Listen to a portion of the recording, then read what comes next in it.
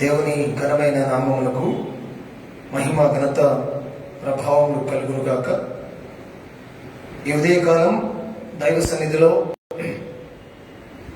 కూడుకొని మనం దేవుణ్ణి ఆరాధించడానికి దేవుడు మనకిచ్చిన శ్రేష్టమైన సమయాన్ని బట్టి దేవుణ్ణి స్తుతిస్తూ ఉన్నాను. హెర్మోన్ బ్యాప్టిస్టు సంఘస్థులందరికీ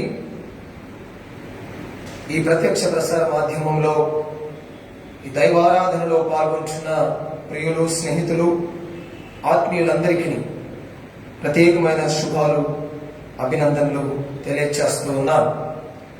ప్రియమైన దేవుని సంగమ, ఈ సమయంలో మనమందరం కూడా ప్రార్థనలో పాల్గొని ఈ ఆరాధనలో మనం దేవుణ్ణి మహిమపరుచుకుందాం.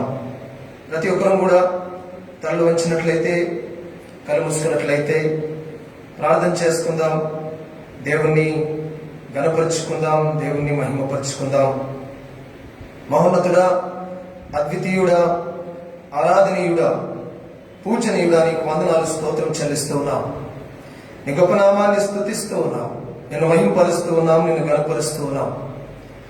రాజులకు రాజు, ప్రభులకు ప్రభు, దేవాది దేవుడైన యేసయ్యా నీకు వందనాలు.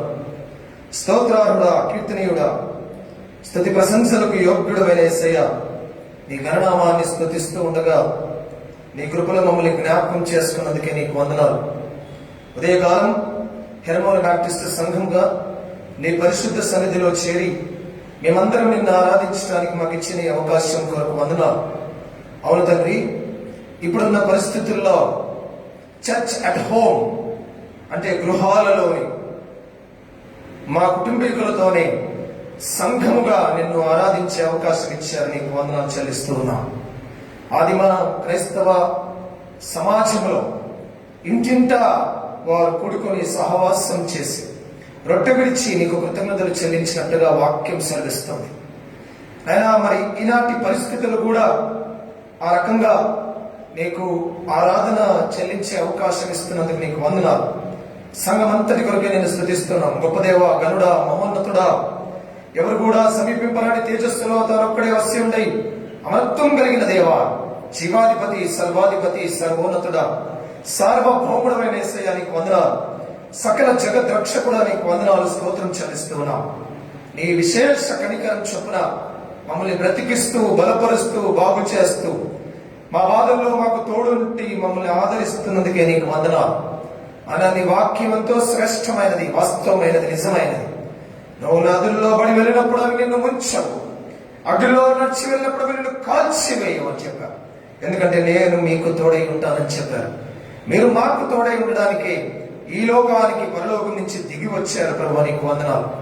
చాలాసార్లు మీ చేతిలో నుంచి మా చేయి తీసేసుకున్నాం ప్రభు, అయినా నీ కృపా నీడలో మమ్మల్ని నడిపించినందుకే నీకు వందనాలు, స్తోత్రం చెల్లిస్తూ ఉన్నాం. ఉదయకాలం నీ సన్నిధి కొరకే నిన్ను స్తుతిస్తూ ఉన్నాం. అయినా ప్రతి సంఘం ద్వారా జరుగుతున్న ఆరాధన కొరకే వందనాలు.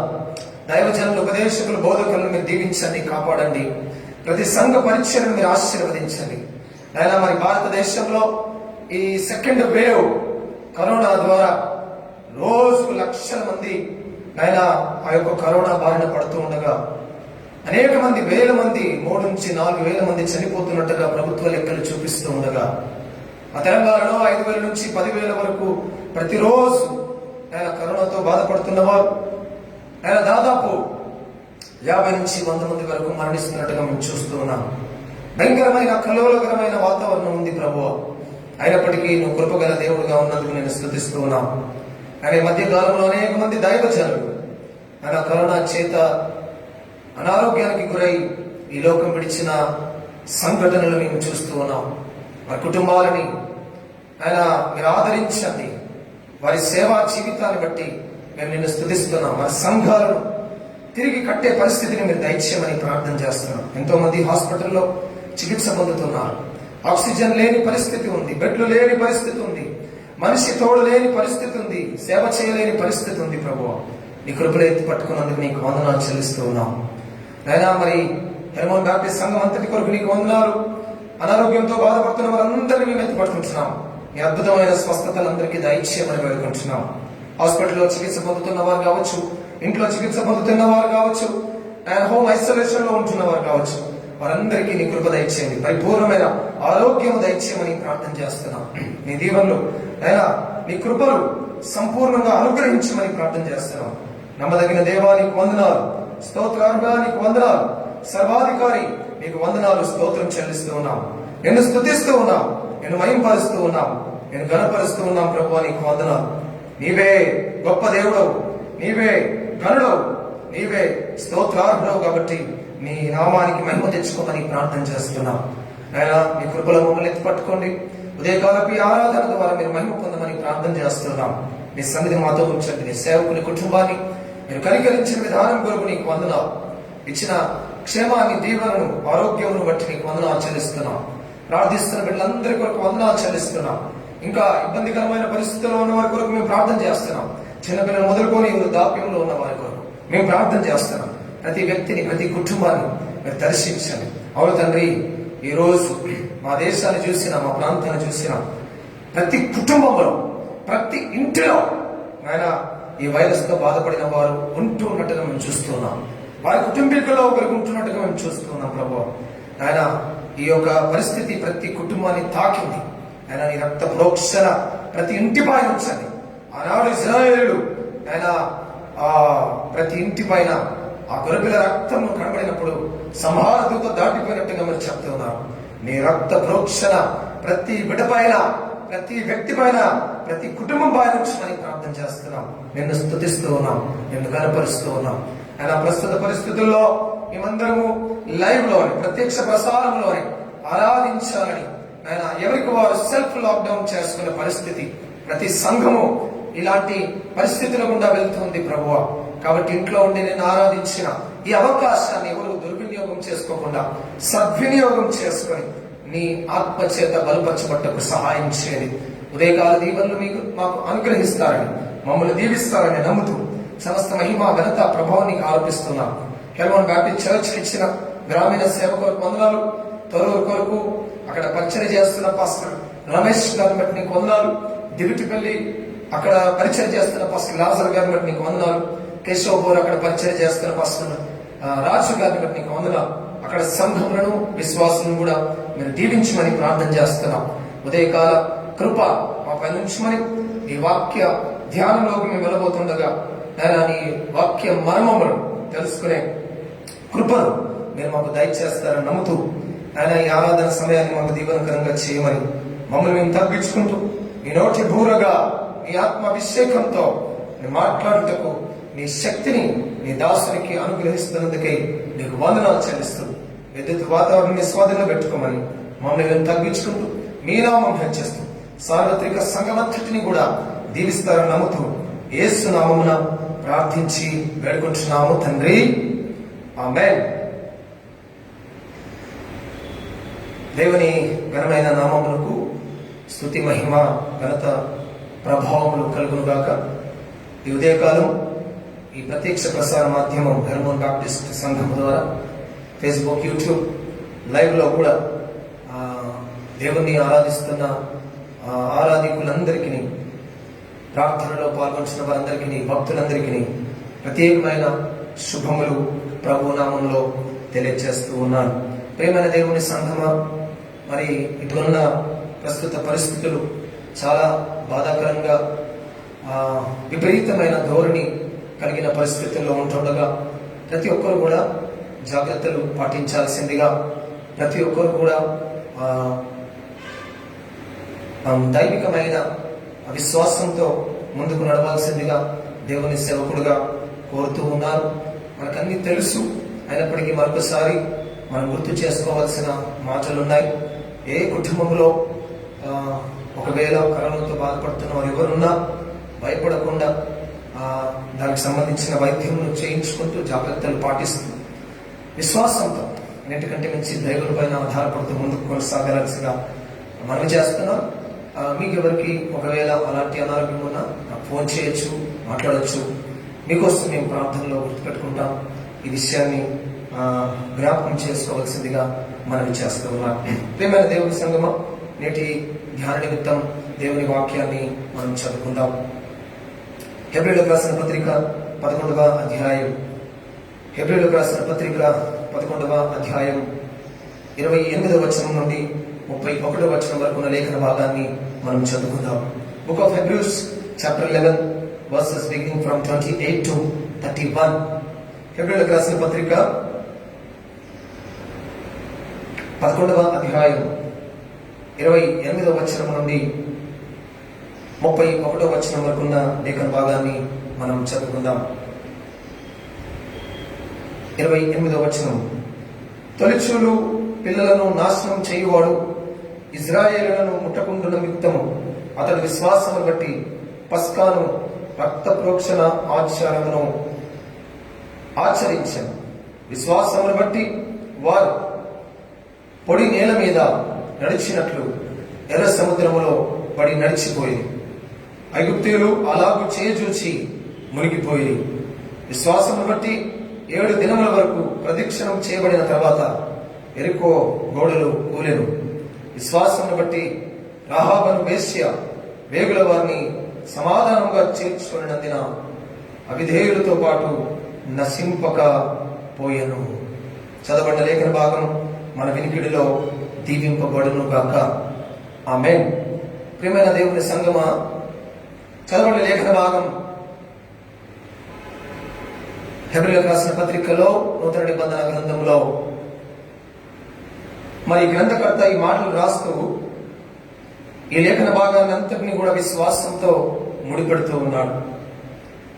ఇజ్రాయేల్ జీవితంలో ఐగుప్తులో బానిసత్వంలో ఉండగా, ఐగుప్తులో భయంకరమైన పరిస్థితుల్లో ఉండగా, ఐగుప్తులో వేదనను అనుభవిస్తూ ఉన్నప్పుడు వారు కలిగిన విశ్వాసం, వారు ఆ సమయంలో కలిగిన భక్తి, వారు ఆ సమయంలో కలిగి ఉన్న ఆత్మీయ జీవితం ఎలా వారిని బలపరిచిందో ఈ లేఖన భాగం మనకు జ్ఞాపకం చేస్తుంది. తొలిచూలు పిల్లలను నాశనం చేయువాడు ఇజ్రాయేలును ముట్టకుడు నిమిత్తం అతడి విశ్వాసమును బట్టి పస్కాను రక్త ప్రోక్షణ ఆచరణను ఆచరించెను అనే మాటను రాస్తున్నాడు. అక్కడ మోషే గురించి రాయబడింది. దేవుడు ఇజ్రాయేల్ పక్షంగా ఉండి ఐగుప్తీయులను నాశనం చేస్తున్న సమయంలో జరిగిన సంఘటన ఈ లేఖన భాగం మన జ్ఞాపకం చేస్తుంది.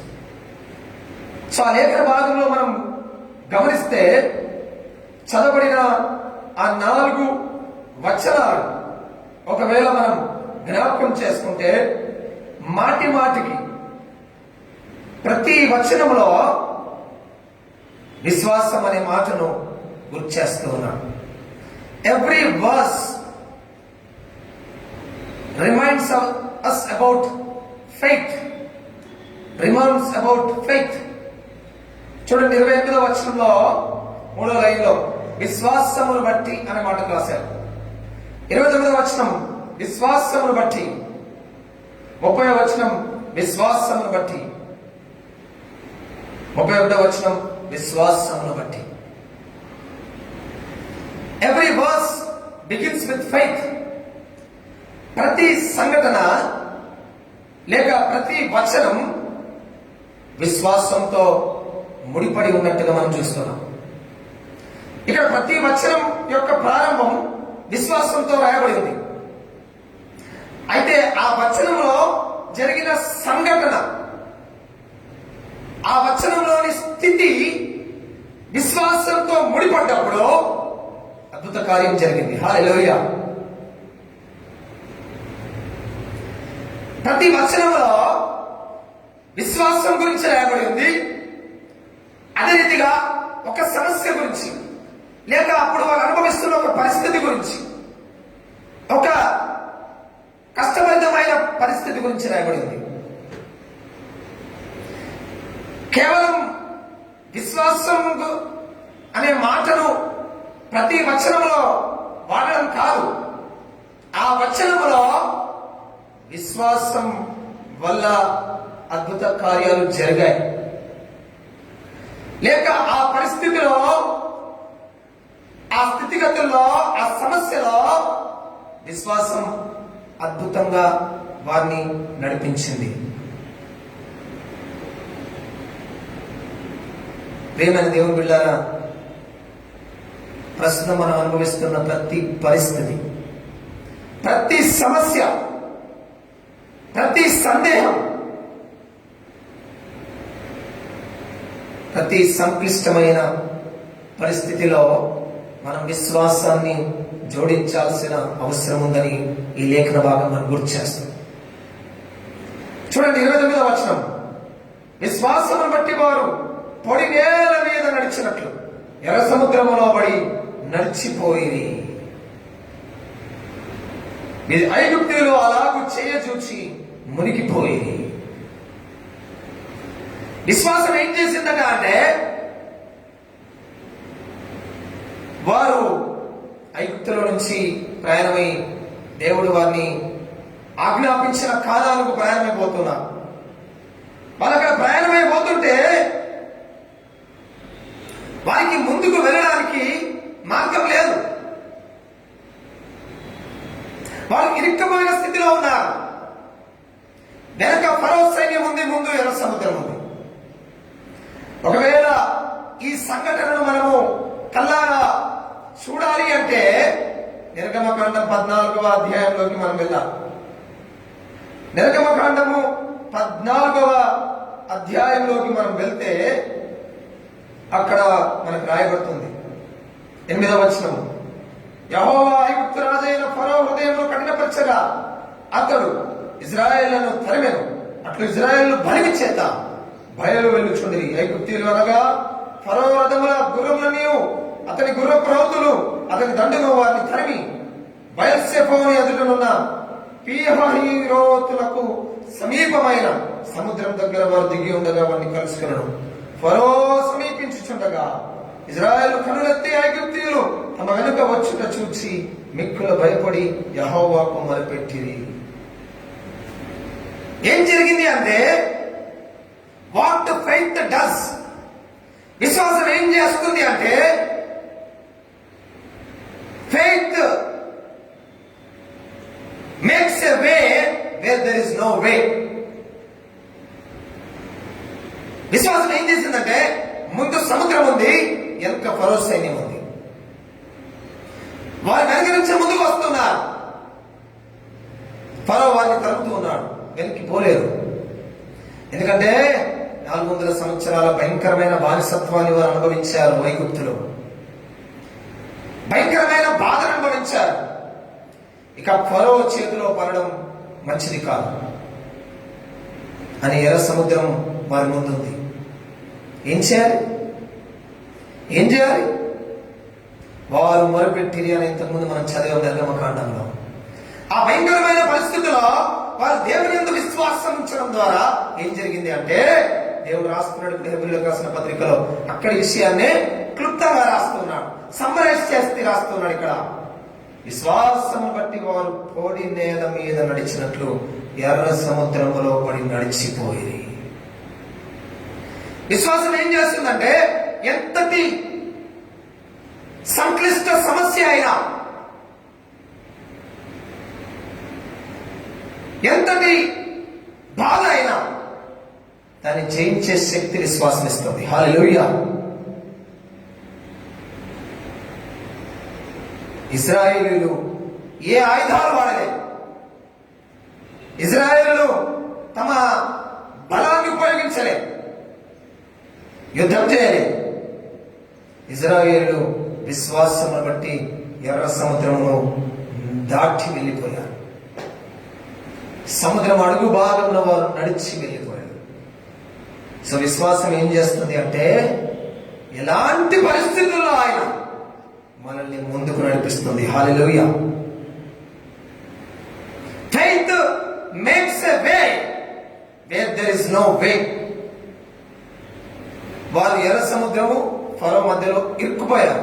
They were trapped between the Red Sea and Pharaoh's armies. and దేవుడు ఏం చేశాడు?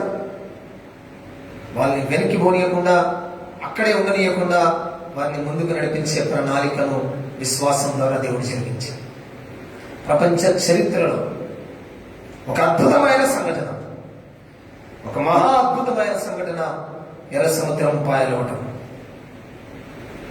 ఈరోజు దేవుడు మన జీవితంలో మాట్లాడుతున్నాడు.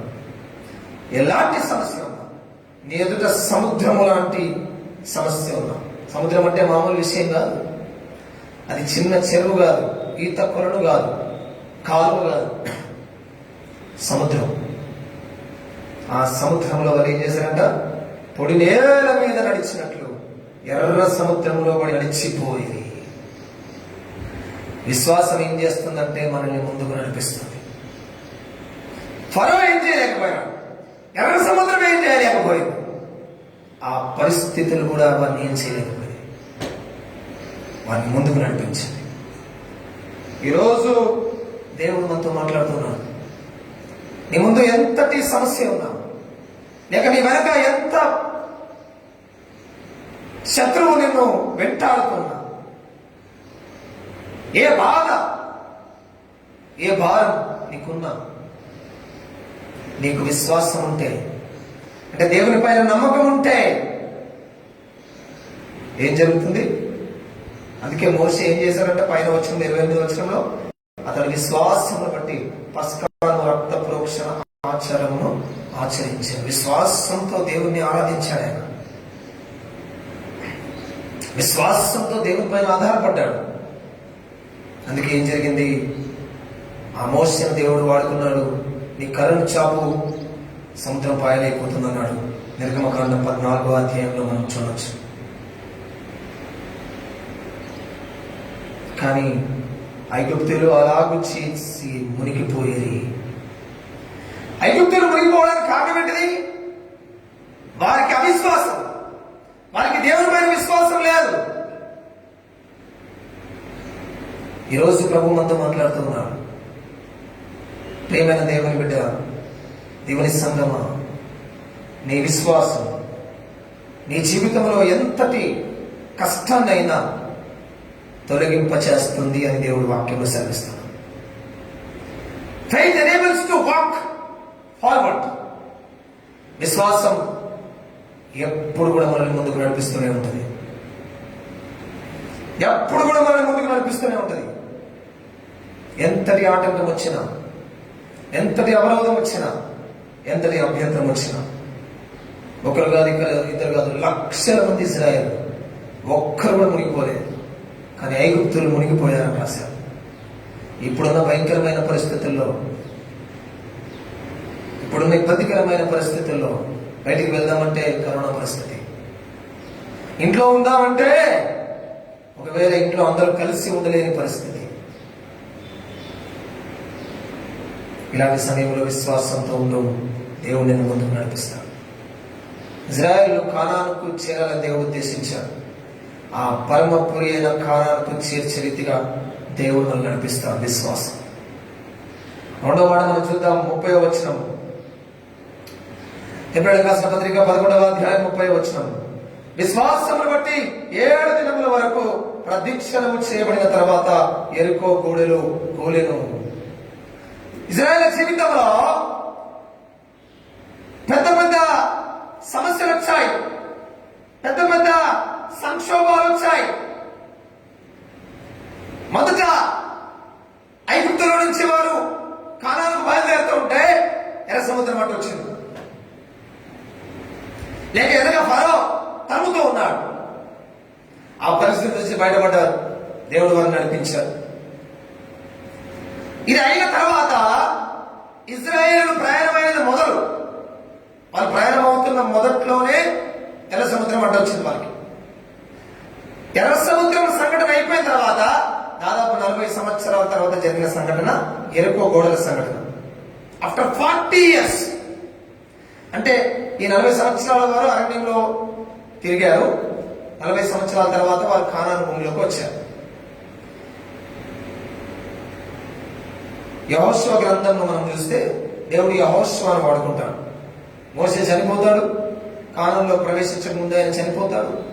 ఇజ్రాయేల్ కానానులోకి వస్తారు. వచ్చిన తర్వాత వారి జీవితంలో వచ్చిన రెండవ విశ్వాస పరీక్ష ఏం జరిగిందంట?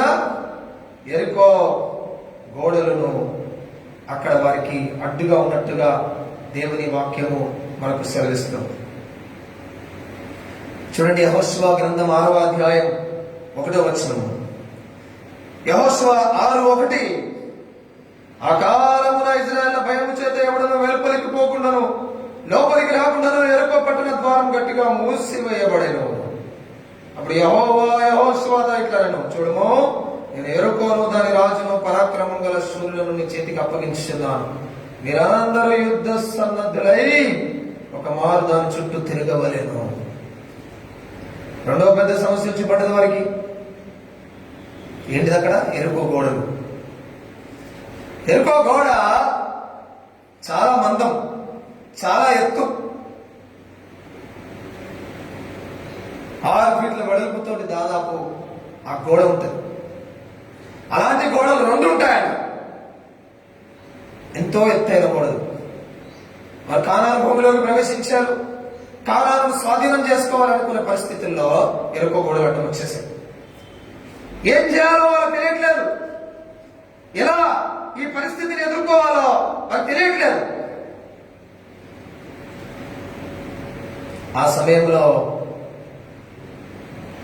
దేవుడు వాళ్ళకు జ్ఞాపకం చేస్తున్నాడు. దేవుడు వాళ్ళతో చెప్తూ ఉన్నాడు.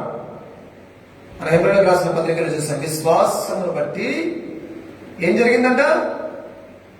విశ్వాసమును బట్టి ఎరుకో గోడలు కూలిపోయాయని రాశారట. చూడండి 30వ వచనం, విశ్వాసమును బట్టి 7 దినముల వరకు ప్రదక్షిణం చేయబడిన తర్వాత ఎరుకో గోడలు కూలిను. 2వ ఆటంకం. మొదటి ఆటంకం ఎర్ర సముద్రం, 2వ ఆటంకం ఎరుకో గోడలు. ఎరుకో గోడలు ఏం జరిగింది? విశ్వాసమును బట్టి అన్నాడు. చూడండి 6వ అధ్యాయం 20వ వచనం, యెహోషువ 6:20. అక్కడ ఏం రాశారంటే, యాజకులు బూరలు ఊదగా ప్రజలు కేకలు వేసి ఆ బూరల ధ్వని విన్నప్పుడు ప్రజలు ఆర్భాటంగా కేకలు వేయగా ప్రాకారం కూలెను. ప్రజలందరూ తమ ఎదుటికి చక్కగా పట్టణ ప్రాకారం ఎక్కి పట్టణంలో పట్టుకునేది. మొదట ఎర్ర సముద్రం వాళ్ళని ఆపింది, ఆయన విశ్వాసం వాళ్ళని ముందుకు నడిపించింది. 2వది ఎరుకో గోడలు వాళ్ళని ఆపింది. ఎరుకో గోడలకు మీరు 6వ అధ్యాయాన్ని మీరు గమనిస్తే, యెహోషువ గ్రంథం 6వ అధ్యాయంలో చూస్తే, యెహోషువ చెప్పినట్టుగా, దైవజనం చెప్పినట్టుగా వారు దాని చుట్టూ, ఆ పట్టణము చుట్టూ వారు తిరిగినట్టుగా రాస్తున్నారు. 15వ వచనం చూడండి, 6:15. 7వ దినమున వారు ఉదయం చీకటితోనే లేచి 7 మార్లు ఆ ప్రకారం వారి పట్టణము చుట్టూ తిరిగి, ఆ దినము మాత్రమే వాడు 7 మార్లు పట్టణం చుట్టూ తిరిగి 7వ మారు యాజకులు బూరలు ఊదగా యెహోషువ జనులకు ఆజ్ఞ ఇచ్చాను, కేకలు వేయుడి, యెహోవా ఈ పట్టణం మీకు అప్పగించుచున్నాను. కాబట్టి ప్రియమైన దేవుని బిడ్డలారా, విశ్వాసం ఇక్కడ ఏం చేసిందంటే, 2వ ఆటంకం, బిగ్ ఆబ్స్టికల్.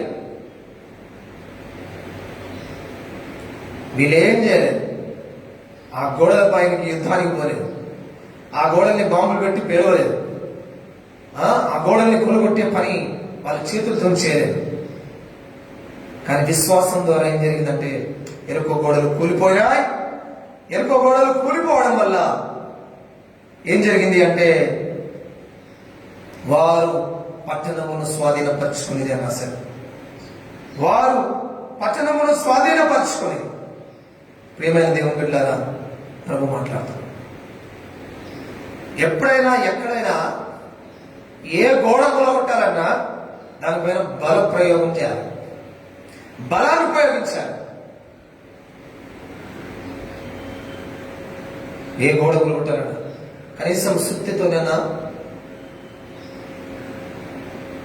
మనం దాన్ని పగలగొట్టడానికి ప్రయత్నించాలి. చిన్న చిన్న ప్రయత్నాలు. ఈ రోజులైతే బుల్డోజర్ ఉంది, జేసీబీలు ఉన్నాయి.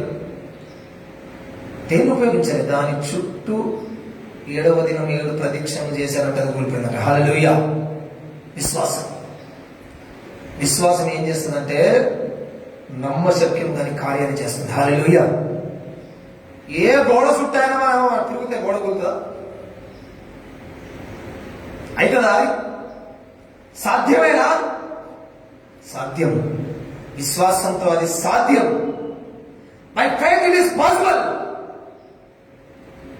సో విశ్వాసం ఏం చేస్తుందంటే, it helped them to walk. విశ్వాసం ఏం చేసిందంటే it helped them to overcome the walls or to overthrow the walls. విశ్వాసం ఏం చేసిందంటే ఆరిన నేలలో వారిని నడిపించింది. విశ్వాసం ఏం చేసిందంటే నమ్మశక్యంగా కార్యం చేసింది. నమ్మశక్యంగా కార్యం. ఎందుకంటే ఇజ్రాయేళ్ల భయం చేత అక్కడ ఉన్న వారందరూ ఏం చేశారంట, కానాన్లో ఉన్న వారందరూ ఆ ద్వారాలను గట్టిగా మూసేశారట. ఎవరు రావద్దు అని, ఎవరు కూడా లోపలికి రావద్దు, వీళ్ళు చాలా శక్తిమంతులు అని చెప్పేశారు. ప్రేమైన దేవుని బిడ్డలారా, దేవుడు జ్ఞాపకం చేస్తున్నాడు, ప్రభు మనతో మాట్లాడుతూ ఉన్నాడు. విశ్వాసం. నీ ఎదుట ఎంత పెద్ద సమస్య ఉన్నా, నువ్వు జయించలేని సమస్య ఉన్నా,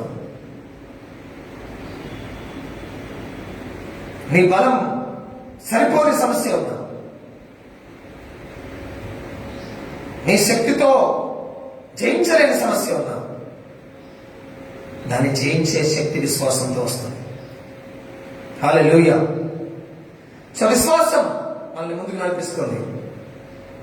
ఏ సముద్రమైన మనల్ని ఏం చేయలేదు. విశ్వాసం నమ్మశక్యంగా కార్యాలు చేస్తుంది, ఊహించలేని అద్భుతాలు చేస్తుంది.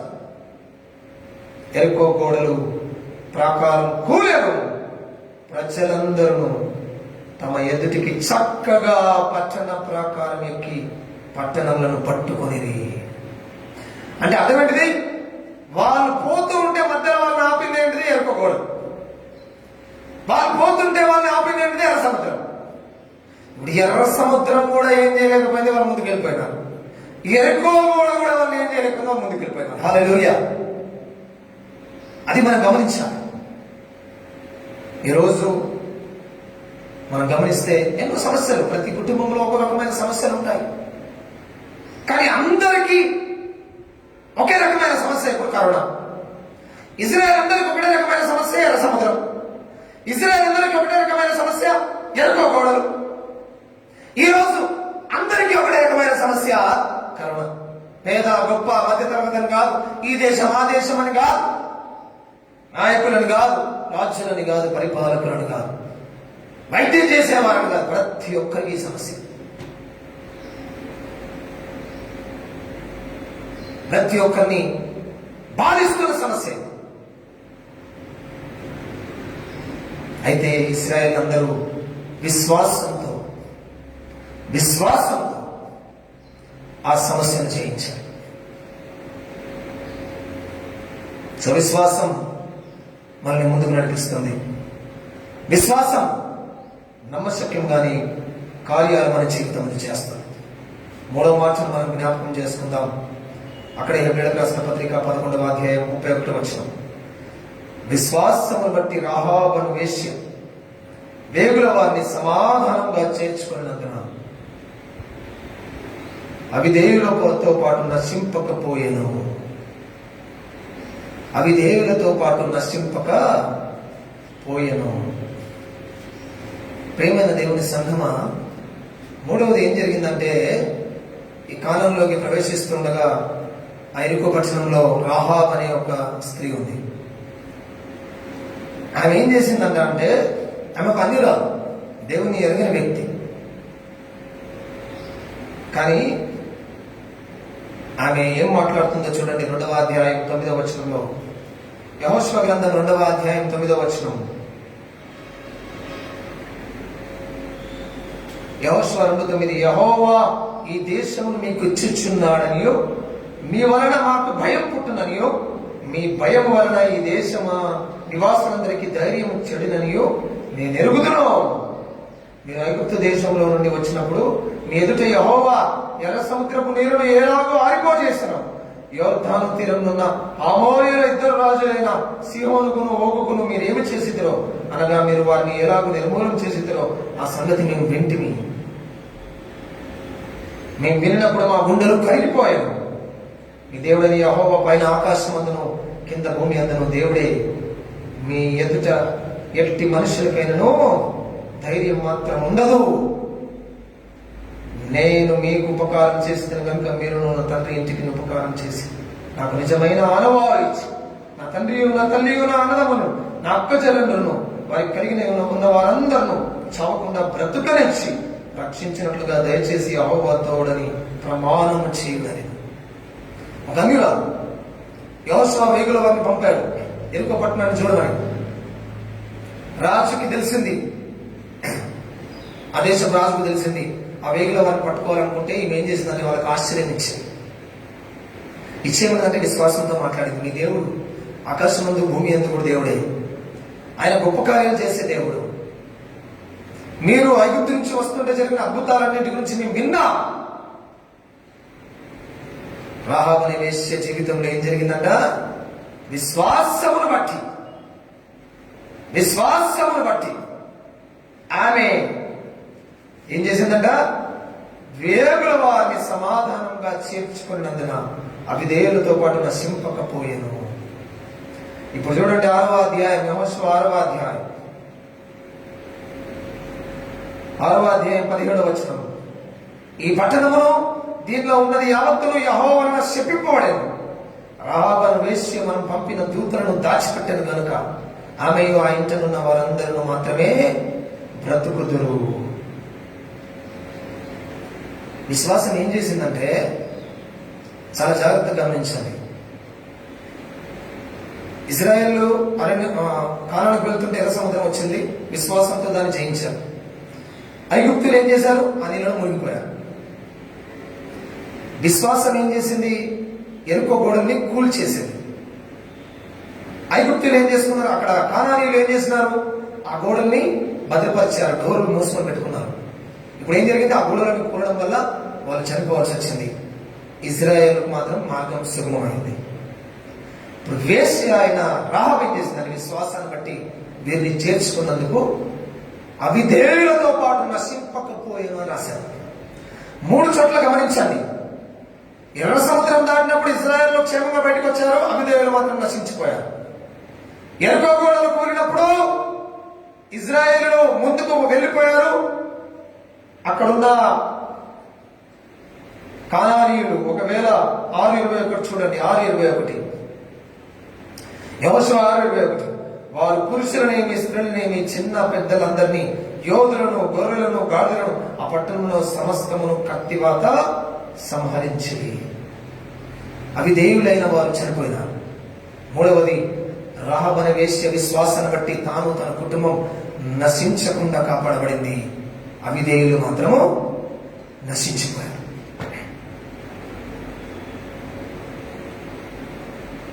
సో విశ్వాసం ఏం చేస్తుందంటే మనము నశించకుండా కాపాడుతుంది. విశ్వాసం ఏం చేస్తుంది? మనల్ని ముందుకు నడిపిస్తుంది. విశ్వాసం నమ్మశక్యంగానే కార్యాలు మన జీవితంలో చేస్తుంది. విశ్వాసం నీవు నీ కుటుంబం నశించిపోకుండా రక్షించబడేలాగా కాపాడుతుంది. హల్లెలూయా. ఈ సంఘటనలతో ముడిపడిన ఈ 3 సంఘటనలతో ముడిపడిన అంశం విశ్వాసం. విశ్వాసం ఎర్ర సముద్రమును జయించింది. విశ్వాసం ఎరుకో గోడను జయించింది. విశ్వాసం ఎంతటి పాపినైనా క్షమిస్తుంది. అక్కడ ఆమె వేశ్య పాపం చేసింది, ఎంతటి వారినైనా కాపాడుతుంది.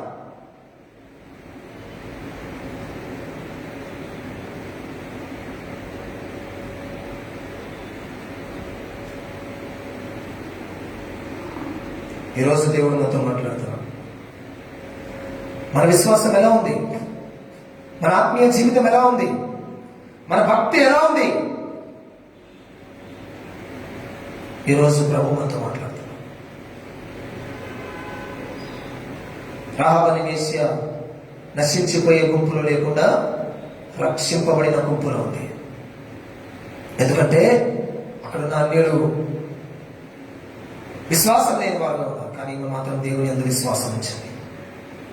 ఈ కష్టకాలంలో, ఈ భయంకరమైన విపత్తు సమయంలో నీ విశ్వాసాన్ని నువ్వు బలపరుచుకుంటున్నావా? నీ విశ్వాసాన్ని దృఢపరుచుకుంటున్నావా? నీ విశ్వాసాన్ని అభివృద్ధి చేసుకుంటున్నావా?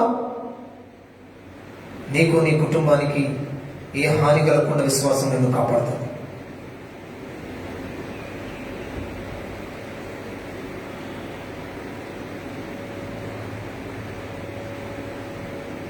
So what faith does? Faith will make a way where there is no way. Or faith will enable to walk forward. Faith will enable to overcome walls, whatever the walls. మూడవది, faith will watch over you. రాహాబని వేశ్య చేసిన ఆ విశ్వాసపు క్రియ ఏం చేసిందంటే వారిని, వారి కుటుంబాన్ని నశించకుండా కాపాడింది. హెబ్రీయులకు రాసిన పత్రికలో దేవుడు విశ్వాసం గురించి రాస్తున్నాడు. వేల సంవత్సరాల క్రితం జరిగిన సంఘటనలు జ్ఞాపకం చేస్తున్నాడు అక్కడ హెబ్రీ గ్రంథకర్త. వేల సంవత్సరాల క్రితం విశ్వాసం అద్భుతాలు చేస్తే ఈ రోజు కూడా నీ విశ్వాసం నీ కుటుంబ జీవితంలో, సమాజ జీవితంలో, సంఘ జీవితంలో అద్భుతాలు చేస్తాడు. ఈరోజు దేవునితో మాట్లాడుతున్నాడు. నీ జీవితంలో ఎంతటి సమస్య ఉన్నా దానికి విశ్వాసం జోడించు. ఎలాంటి సంఘటన ఉన్నా దానికి విశ్వాసాన్ని జోడించు. ఎలాంటి సమస్య అయినా, ఎలాంటి స్థితి అయినా దానికి విశ్వాసాన్ని జోడించు. అద్భుతాలు చేస్తుంది. విశ్వాసం మనల్ని ముందుకు నడిపిస్తుంది. విశ్వాసం నమ్మశక్యంగా కార్యాలు చేస్తుంది. విశ్వాసం నశించిపోకుండా మనల్ని కాపాడుతుంది.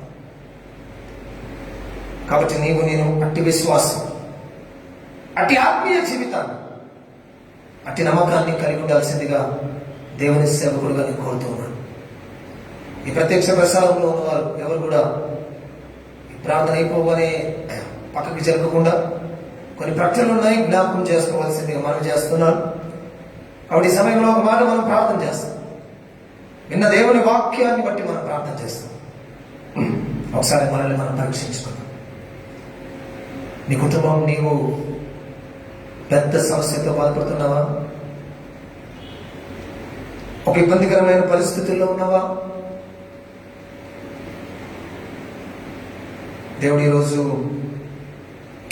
హెబ్రీయులకు రాసిన పత్రిక ద్వారా నాతో మాట్లాడుతున్నాడు. విశ్వాసం ఎర్ర సముద్రమును దాటేలాగా చేసింది. విశ్వాసం ఎరుకో గోడలను పడగొట్టేలాగా చేసింది. విశ్వాసం కుటుంబం అంతటిని కాపాడుకునేలాగా చేసింది. అవును తండ్రి, ఉదయకాలం అట్టి విశ్వాసాన్ని మీరు మాకు దయచేయండి. ఇజ్రాయేల్ అందరికీ పెద్ద సమస్య ఎర్ర సముద్రం, ఫరో. ఇజ్రాయేల్ అందరికీ పెద్ద సమస్య ఎరుకోకూడదు.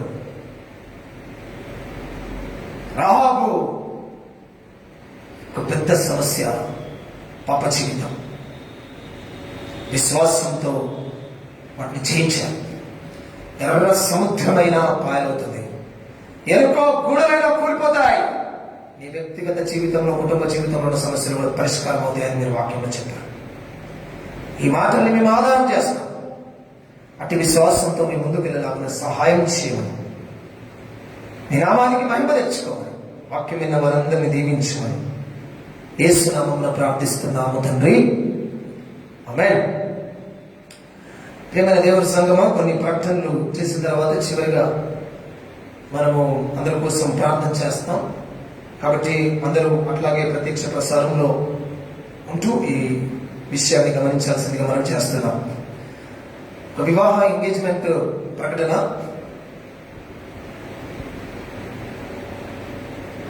మన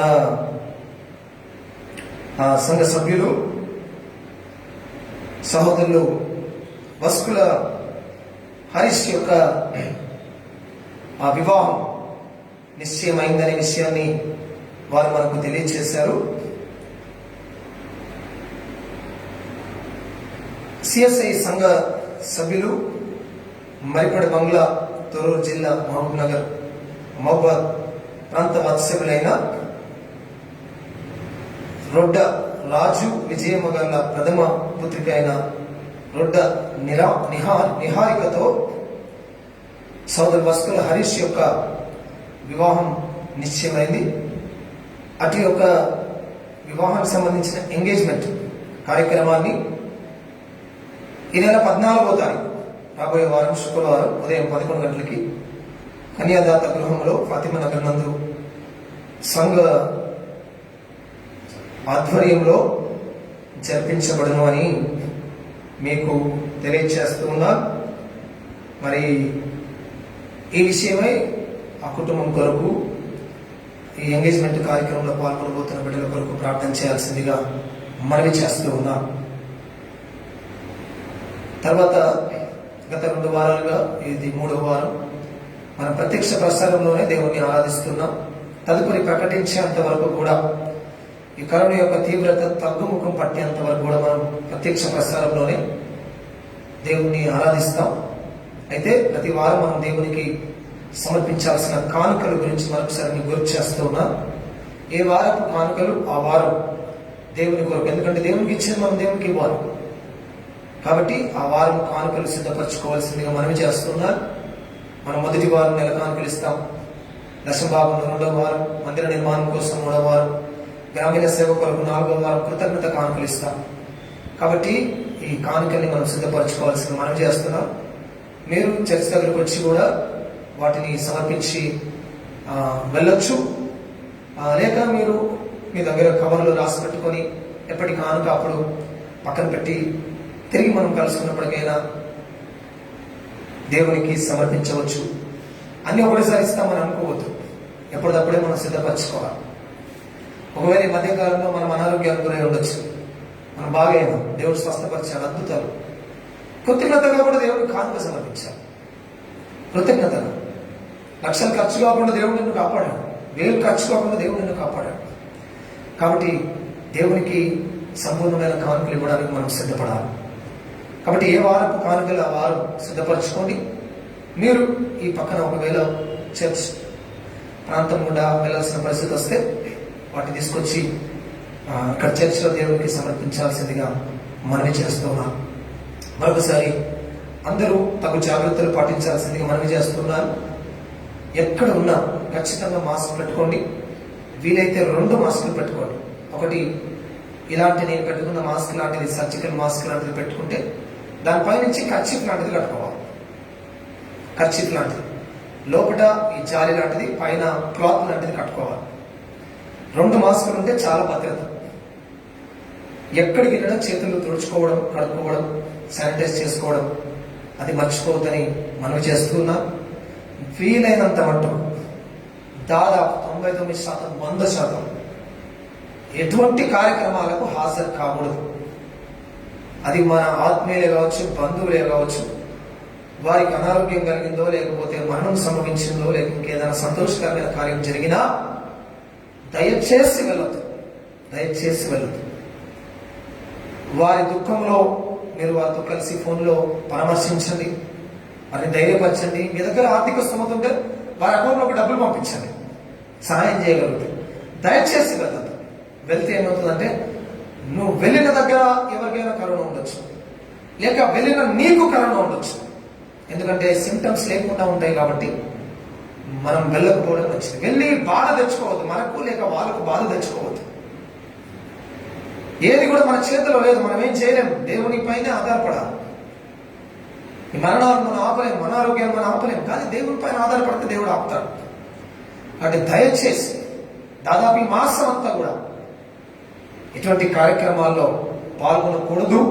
అనవసరంగా బయటికి రాకూడదు. అనవసరంగా ఏ పని కోసం బయటికి వెళ్ళదు. ఒకసారి వెళ్తే ఒకటేసారి ఆ గంటలోనే, అరగంటలోనే అన్ని పనులు చేసుకొని వచ్చేసారు. మళ్ళీ 4 రోజుల దాకా బయటకు పోతుంది. భయంకరమైన పరిస్థితులు ఉన్నాయి. అందరికి అనుకూలమైన పరిస్థితులు ఉండవు. చిన్న గదులు ఉంటాయి, చిన్న గృహం ఉంటుంది. అనారోగ్యం వచ్చిన వ్యక్తితో పాటు ఆ ఇంట్లో ఉండాల్సిన పరిస్థితి వస్తుంది. ఈ బయటికి పోయి అనారోగ్యం తెచ్చుకొని ఇంట్లో వాళ్ళందరికి ఇబ్బంది పరచడం కంటే ఇంట్లో అందరితో సంతోషంగా ఉండడం మంచిది. మీరు ఇంట్లో ఉన్నా కూడా, మీ ఇంట్లో కరోనాతో ఉన్న పేషెంట్ ఒకవేళ ఉంటే కూడా ఆ పేషెంట్ మాస్క్ పెట్టుకోవాలి, మీరు కూడా మాస్క్ పెట్టుకోవాలి. ఇవన్నీ మన జాగ్రత్త కోసం చెప్తున్నాం. దయచేసి అందరికీ ప్రత్యేకంగా దేవుని నామములో వందనాలు చెల్లిస్తూ గుర్తు చేస్తున్నాను. మీరు మిమ్మల్ని, మీ కుటుంబాలను, మీ పిల్లల్ని కాపాడుకోండి.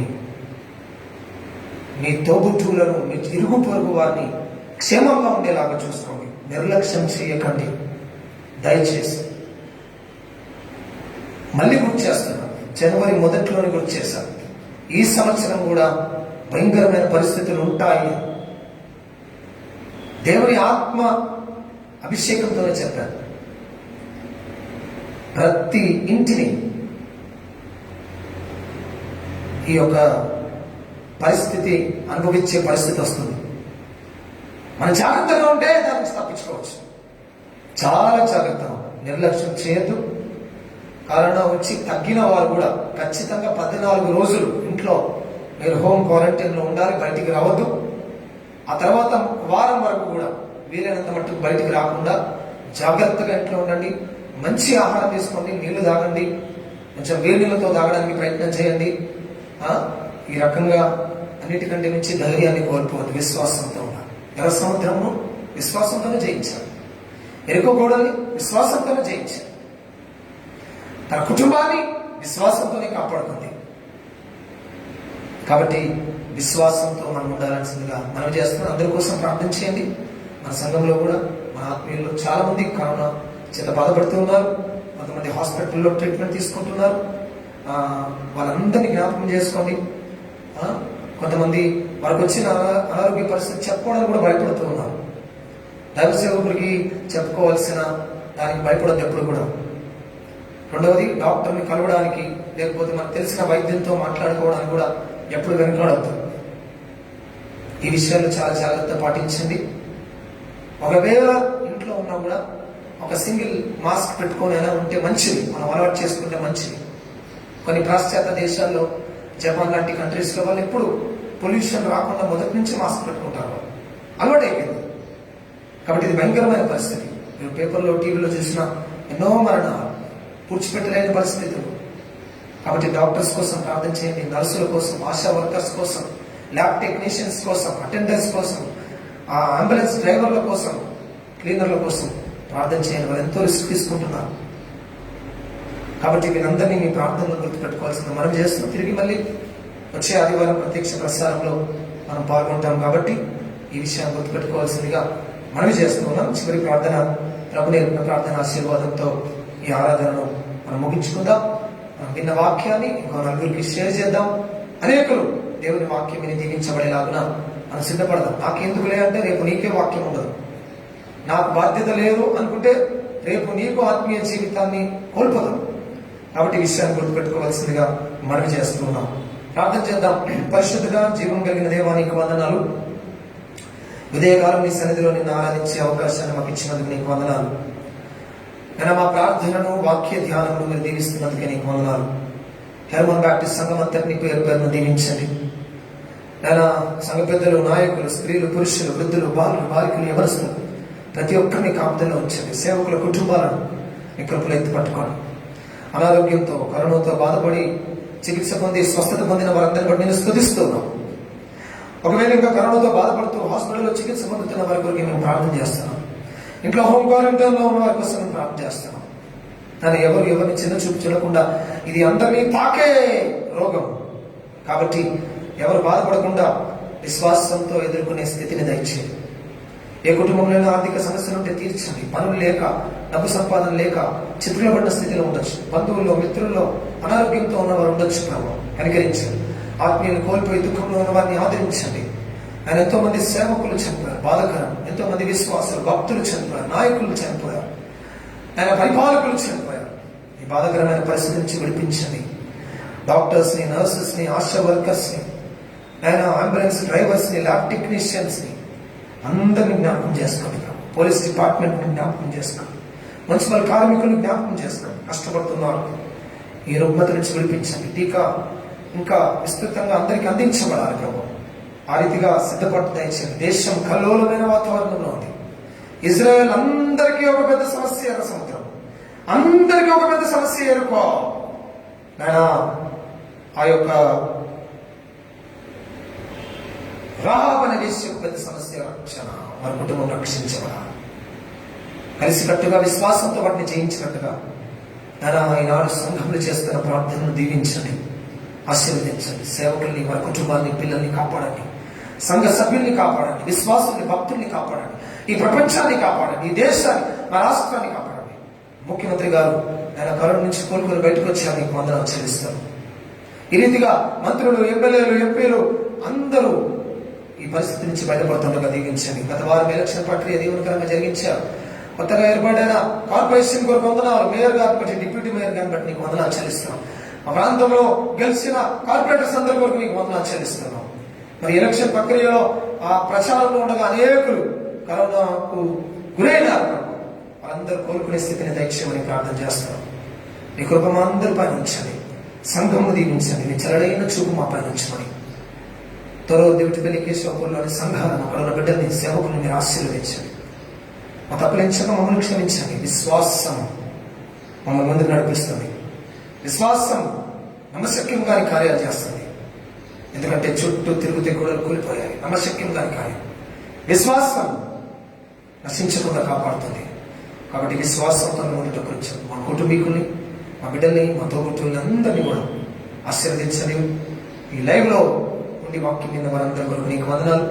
ప్రతి కుటుంబంలో క్షేమకరమైన, సమాధానకరమైన కార్యాలు జరిగించి ప్రతి ఒక్కరు కానుకలు సిద్ధపరచుకో నీకు చెల్లించటం. నువ్వు ఇచ్చిన స్వస్థతను బట్టి కృతజ్ఞతలు చెల్లించడం, నువ్వు ఇచ్చిన కాపుదలను బట్టి కృతజ్ఞతలు చెల్లించడం, నువ్వు ఇచ్చిన క్షేమాన్ని బట్టి కృతజ్ఞతలు చెల్లించడం, నీవు ఇచ్చిన ఆత్మీయ జీవితాన్ని బట్టి కృతజ్ఞతలు చెల్లించడానికి సహాయం చేయాలి. మరొకసారి ప్రతి ఒక్కరిపైన నీ కృపగల హస్తాల నుంచి అద్భుతంగా స్వస్థపరిచి లేవనెత్తి సాక్షి బిడ్డలుగా వాడుకోండి. ఇదందరికీ 2వ జన్మ అనుభవం. ఈ నిత్య జీవ అనుభవంలోకి మమ్మల్ని నడిపిస్తారని నమ్ముతూ, దుఃఖంలో ఉన్న వారిని ఆదరణిస్తారని నమ్ముతూ, మమ్మల్ని మేము తగ్గించుకుంటూ మీ నామం హెచ్చిస్తూ యేసు నామమున ప్రార్థిస్తున్నాము తండ్రి, ఆమేన్. పరలోకమందున్న మా తండ్రి, మీ నామం పరిశుద్ధపరచబడును గాక, మీ రాజ్యం మాకు వచ్చును గాక, నీ చిత్తం పరలోకమందు ఎలాగో అలాగే భూమి మీద నెరవేరును గాక. మాకు కావలసిన అనుదిన ఆహారం మాకు దయచేయి. మా అనుసరణ మేము క్షమించిన ప్రకారం మనల్ని క్షమించము. మమ్మల్ని శోధనలోనికి దేక కీర్తించి తప్పించము. ఎందుకంటే రాజ్యం, బలము, మహిమ నిరంతరము నీవే ఉన్నాయి తండ్రి, ఆమేన్. మన పరమ తండ్రి అయిన దేవుని యొక్క ప్రేమ, ఆయన ప్రియకుమారుడైన యేసుక్రీస్తుల వారి యొక్క కృప, పరిశుద్ధాత్మ దేవుని యొక్క సహవాసం, సమాధానం మనకందరికీ, సకల పరిశుద్ధులకు, సంఘమంతటికి వాక్యం విని విశ్వాసపు జీవితాన్ని కలిగి ఉంటామని తీర్మానం చేసుకున్న వారందరికీ ఇప్పుడు ఎల్లప్పుడూ సదాకాలంతో ఉండును గాక. Amen, amen, amen. God bless you. దేవుడు మిమ్మల్ని దీవించును గాక. అందరూ జాగ్రత్తలు పాటించండి. ఎవరికి ఏ స్వల్ప బలహీనత ఉన్నా వెళ్ళి పరీక్షించుకోండి. మీకు ఏ కష్టం ఉన్నా ఫోన్ చేయండి. మీకోసం మేము ప్రార్థన చేస్తాం. దేవుడు మిమ్మల్ని దీవించును గాక.